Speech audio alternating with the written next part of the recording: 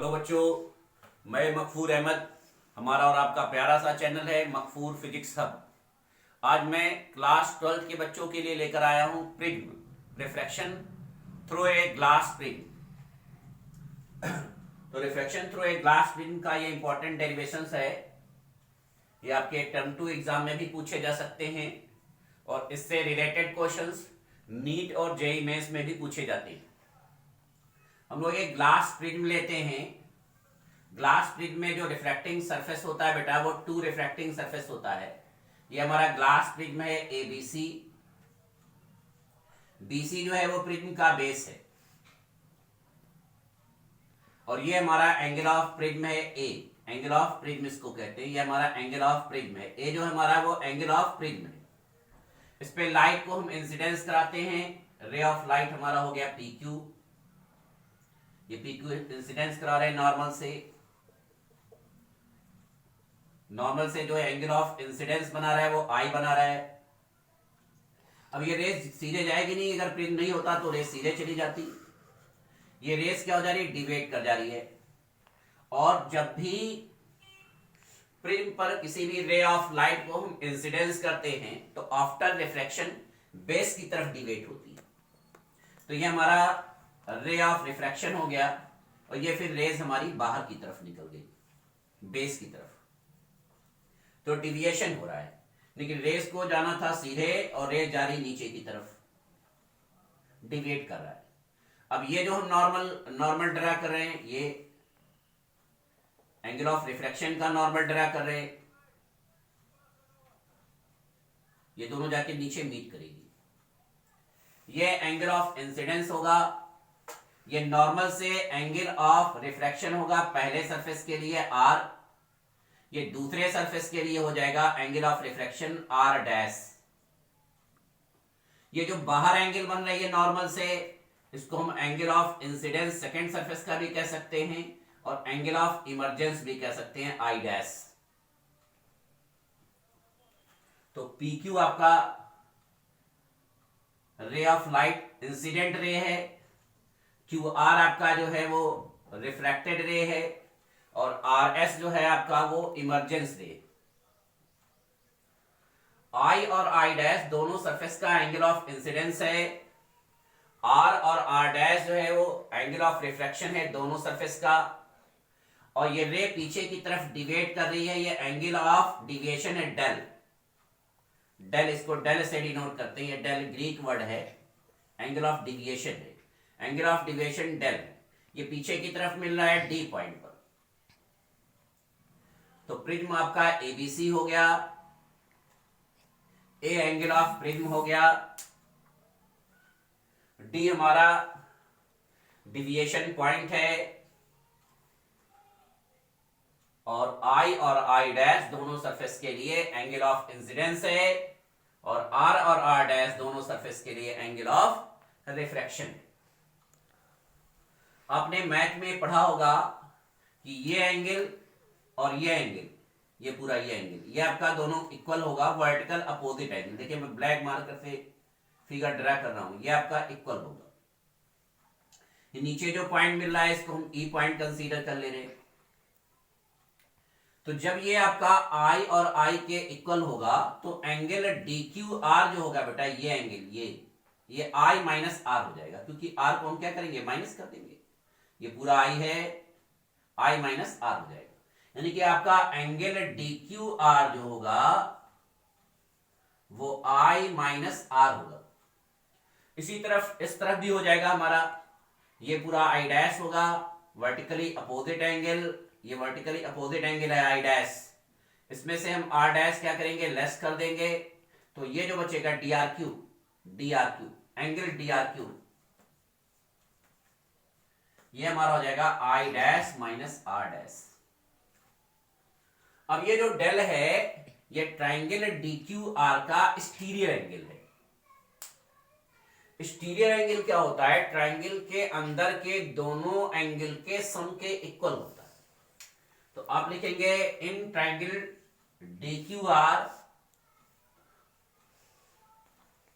Del is exterior angle, del is exterior angle. आपको हो जाएगा del is equal to i minus are plus I dash minus are dash, यानी कि del is equal to हो जाएगा i plus I dash minus are plus are dash.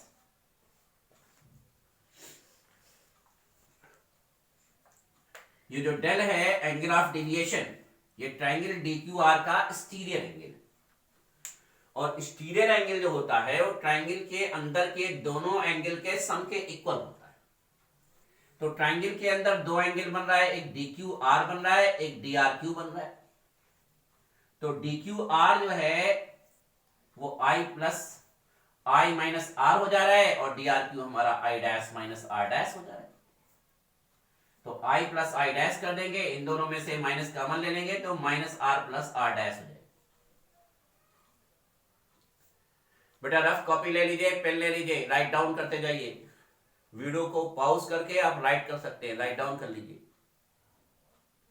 और जो भी न्यू वीडियोस अपलोड किए जा रहे हैं उसका नोटिफिकेशन आपको मिलता रहे, इसलिए चैनल को सब्सक्राइब कर दें और बेल आइकन प्रेस करना ना भूलें। तो डेल इज इक्वल टू हमारा i plus I dash minus are plus are dash हो जाए।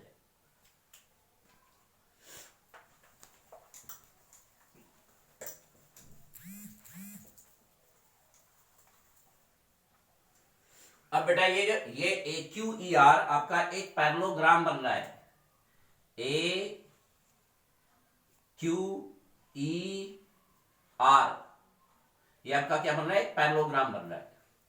और पैरेललोग्राम के अपोजिट एंगल का जो सम होता है वो 180 डिग्री होता है। यानी कि आप ये कह सकते हैं कि parallelogram A Q E R में, parallelogram A Q E R में a plus E is equal to 180 degree होगा। इसको इक्वेशन नंबर 1 कंसीडर कर ले रहे हैं। और ट्राइंगल के तीनों एंगल का सम भी 180 होता है, यानी क्यू आर ई लीजिए, in triangle Q R E, in triangle Q R E, R plus are dash plus E is equal to 180 degree. ये इक्वेशन नंबर हो जा रहा है 2। Comparing equation 1 and 2, comparing equation 1 and 2, तो then हमारा हो जाएगा a is equal to R plus are dash. 180 आपका इक्वल है, e और e आपका इक्वल है, then a R plus are dash के इक्वल होगा। और फिगर का जो काम था वो आपका कंप्लीट हो गया, यानी कि a आपका आर प्लस आर डैश के इक्वल हो गया, और देन हमने आपको i plus I dash minus are plus are dash पहले एक्सप्लेन कर दिया। देन हमारा एंगल ऑफ डेविएशन है, ए एंगल ऑफ प्रिज्म है, आर और आर डैश दोनों सरफेस के एंगल ऑफ रिफ्लेक्शन है, आई और आई डैश दोनों सरफेस के एंगल ऑफ इंसिडेंस है। आई डैश को हम लोग एंगल ऑफ इमर्जेंस भी बोलते हैं। अब एक कंडीशन होता है बेटा, वो कंडीशन ये है कि for minimum deviation, minimum deviation के कुछ कंडीशंस होते हैं। तो for minimum deviation, for minimum deviation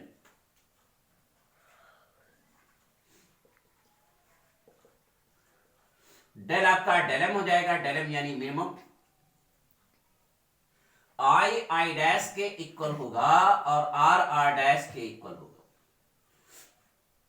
यानी कि रे ऑफ लाइट अगर मिनिमम डिविएट कर रही है, डिविएशन मिनिमम है, तो दोनों सरफेस के एंगल ऑफ इंसिडेंस इक्वल होंगे और दोनों सरफेस के एंगल ऑफ रिफ्लेक्शन भी इक्वल होंगे।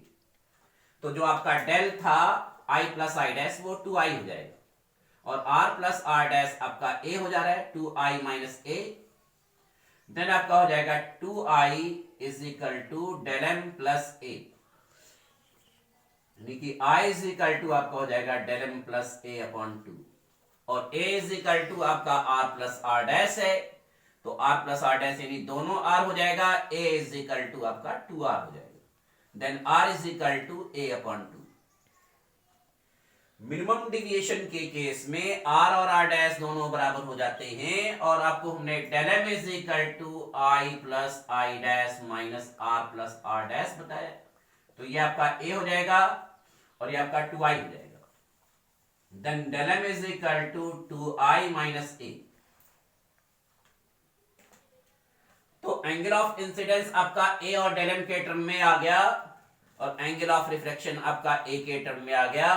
तो आपने स्नेल्स लॉ पढ़ा है, क्लास 10th में भी पढ़ा है और क्लास 12th में भी पढ़ाया गया है कि refractive index of glass prism with respect to air, light air से पास होकर ग्लास प्रिज्म में इंसिडेंस हो रही है। तो refractive index of glass prism with respect to air n is equal to sine i upon sine r। अब I की value del m plus A upon 2 और R की वैल्यू a अपॉन 2 यहां पुट कर देंगे। देन हमारा हो जाएगा n is equal to sine a plus del m upon 2 divided sine a upon 2। ये हो जाएगा रिफ्रैक्टिव इंडेक्स का फार्मूला ग्लास प्रिज्म के लिए। ग्लास प्रिज्म के लिए जो रिफ्रैक्टिव इंडेक्स का फार्मूला होगा वो small n is equal to sine a plus del m upon 2 sine a by 2। अब दोनों सरफेस के एंगल ऑफ इंसिडेंस की वैल्यू क्या है आपको नहीं मालूम, दोनों सरफेस के लिए एंगल ऑफ रिफ्लेक्शन की वैल्यू क्या है आपको नहीं मालूम, कोई बात नहीं। आपको एंगल ऑफ प्रिज्म मालूम हो और रे ऑफ लाइट कितना डिविएट कर रही है वो मालूम हो तो प्रिज्म के मटेरियल का रिफ्रैक्टिव इंडेक्स आप मेजर कर सकते हैं। मार्केट में जो प्रिज्म आता है बेटा वो इक्विलैटरल ट्रायंगल का प्रिज्म आता है और इक्विलैटरल ट्रायंगल के तीनों एंगल इक्वल होते हैं यानी कि 60 डिग्री होता है। तो ए आपका 60 डिग्री फिक्स है। मार्केट में जाएंगे आप इक्विलैटरल ट्रायंगल के शेप का प्रिज्म ले लेंगे तो ए आपका पहले से पता है 60 डिग्री। तो ए अगर आपको मालूम है तो आपको केवल यह पता करना है कि कितने एंगल पर रे ऑफ लाइट डिविएट कर रही है, मिनिमम डिविएशन कितना है।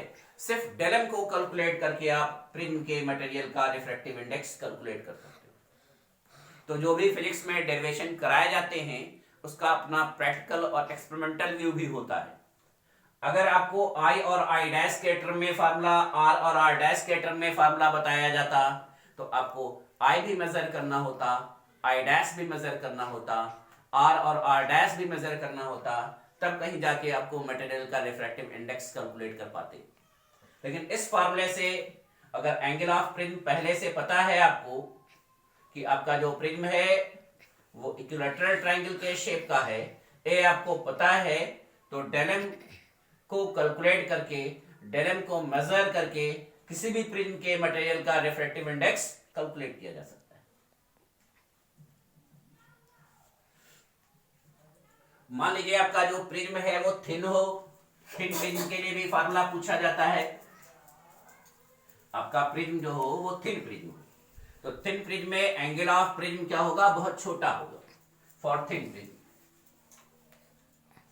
तो फॉर थिन प्रिज्म के लिए लेंगे, फॉर थिन प्रिज्म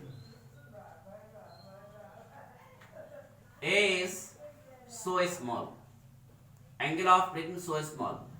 तो जब एंगल बहुत छोटा होता है, 10 डिग्री से कम होता है, तो उसके टेग्नोमेट्रिकल रेशियो को हम लोग नेग्लेक्ट मान लेते हैं। यानी कि आपका जो sine A plus del m by 2 है वो आपका A plus del m by 2 हो जाएगा। साइन को नेग्लेक्ट कर देंगे।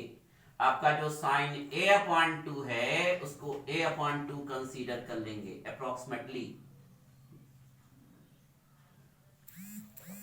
तो आपका जो रिफ्रैक्टिव इंडेक्स है वो n is equal to a plus del m upon 2 a upon 2 हो जाएगा। तो 2 आपका cancel, then na is equal to a plus del m, then del m is equal to na minus a। तब आपको हो जाएगा del m is equal to a n minus 1। ये minimum deviation का फार्मूला हो जाएगा थिन प्रिज्म के लिए। थिन प्रिज्म में एंगल ऑफ प्रिज्म और एंगल ऑफ मिनिमम डिविएशन बहुत छोटा होता है, इसलिए उसके टेग्नोमेट्रिकल रेशियो को नेग्लेक्ट ले लेते हैं। साइन को अवॉइड कर देंगे। साइन को जब अवॉइड करेंगे तो हमारा sine A plus del M by two, A plus del M by two हो जाएगा, और साइन ए बाई टू आपका ए अपॉन टू हो जाएगा। तो बेटा इस टॉपिक को प्रिपेयर कर लेंगे और फिर नेक्स्ट लेक्चर हम नेक्स्ट वीडियो में अपलोड करेंगे। Thank you.